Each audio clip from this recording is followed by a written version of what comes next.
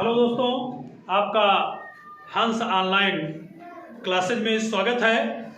आपके सामने लेकर आए हैं सूरदास जी का जीवन परिचय।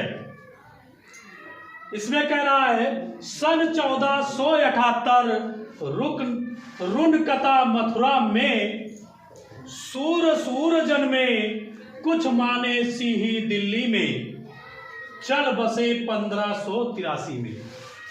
यानी आपको दो लाइन याद करना है और इस दो लाइन से आप सूरदास जी का जीवन परिचय लिख पाएंगे अपने बोर्ड एग्जाम में। यानी देखना है सन 1478 रुनकता मथुरा में सूर जन्मे कुछ माने सिही दिल्ली में चल बसे 1583 में।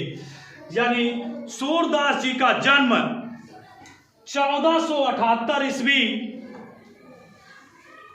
रुनकता गांव में मथुरा के पास हुआ था। कुछ विद्वानों का मत है कुछ माने सिही दिल्ली में, कुछ विद्वानों का मत है कि दिल्ली के पास सिही नामक ग्राम में हुआ था। लिखेंगे कैसे, इसको देखते रहेंगे। सूर जन्मे यानी सूरदास जी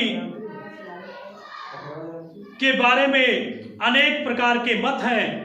कुछ लोग मानते हैं कि सूरदास जी जन्मंधा थे और कुछ विद्वानों का मत है कि सूरदास जी जन्मंधा नहीं थे, वो जन्म के बाद अंधे हुए हैं।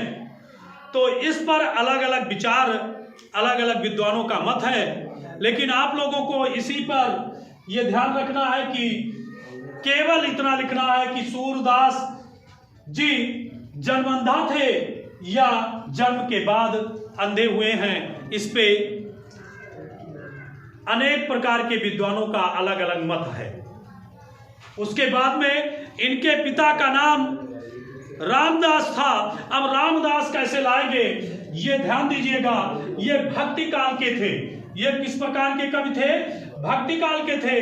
तो ये भक्ति काल के कवि थे। कौन थे? भक्ति। अब इसमें देखेंगे कि इसमें दो बांटों में बांटा गया। एक बांटा गया था रामाश्रयी, एक बांटा गया था रामाश्रयी और एक बांटा गया था कृष्णाश्रयी कवि।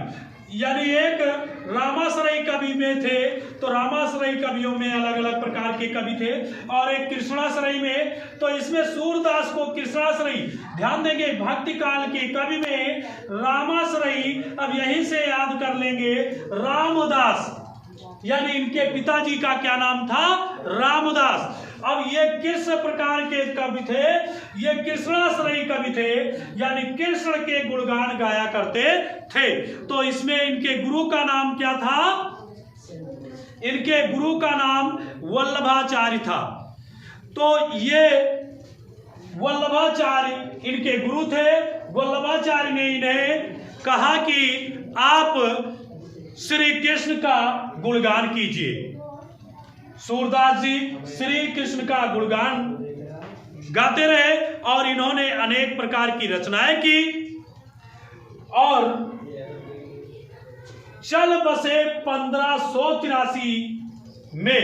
यानी सूरदास जी 1583 ईस्वी में अपने इस नश्वर शरीर को त्याग देते हैं।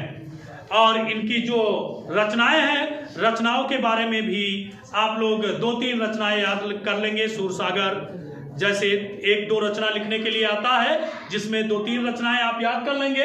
लेकिन इसमें केवल आप ये याद करेंगे और जैसे बोला गया है इसी को आप लिख देंगे। जय हिंद, जय भारत।